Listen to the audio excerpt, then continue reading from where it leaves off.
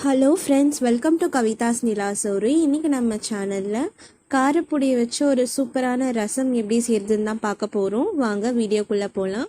இந்த ரெசிபி செய்கிறதுக்கு ஃப்ரெஷ்ஷான காரப்பொடி மீன் வாங்கி வச்சுருக்கேன். இதை நல்லா க்ளீன் பண்ணி ஒரு 2 to 3 டைம்ஸ் நல்லா தண்ணியில் வாஷ் பண்ணி அலசி எடுத்து வச்சுக்கோங்க.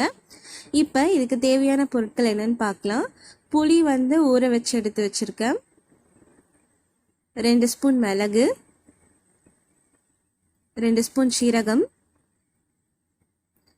ஒரு 10 to 15 பல் பூண்டு, கருவேப்பிலை, 2 தக்காளி, கொத்தமல்லி.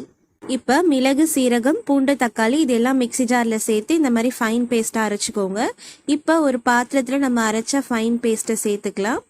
இது கூடவே நம்ம கரைச்சி எடுத்து வச்சிருக்க திக்கான புளி கரைசல் அதையும் சேர்த்துக்கோங்க.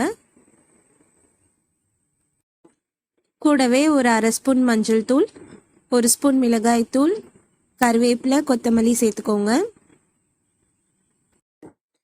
சேர்த்துட்டு கூடவே தேவையான அளவு உப்பு இது எல்லாமே சேர்த்து நல்லா மிக்ஸ் பண்ணி விட்டுக்கோங்க. இந்த மாதிரி நம்ம ரெடி பண்ணிவிட்டு நம்ம ரசம் வைக்கும் போது ரொம்பவே ஈஸியாக இருக்கும் அண்ட் டேஸ்ட்டும் நல்லா சூப்பராக இருக்கும். இந்த மாதிரி கலந்து விட்டதுக்கப்புறமா இதை ஸ்டவ் ஆன் பண்ணி நம்ம ஸ்டவ்வில் வச்சுக்கலாம். கூடவே கொஞ்சம் தண்ணி சேர்த்துக்கோங்க. சேர்த்து எல்லாத்தையும் நல்லா மிக்ஸ் பண்ணி விட்டுட்டு இது நல்லா கொதிச்சு வரட்டும்.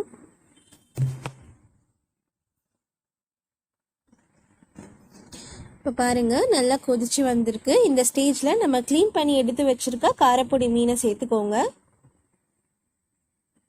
சேர்த்து இந்த மாதிரி நல்லா கலந்து விட்டு மீன் வேகட்டும். இப்போ பாருங்கள், மீன் நல்லா வெந்து ரசமும் நல்லா கொதிச்சு வாசனை வந்துட்டுருக்கு. அவ்வளோதான். இந்த ஸ்டேஜில் நம்ம கொத்தமல்லி தழை சேர்த்து இறக்கிடலாம். அவ்வளோதான், நம்மளோட சூப்பரான காரப்பொடி ரசம் ரெடி ஆயிடுச்சு. அந்த மீனோட ஃப்ளேவர் எல்லாமே ரசத்தில் இறங்கி ரொம்பவே சூப்பராக இருக்கும்.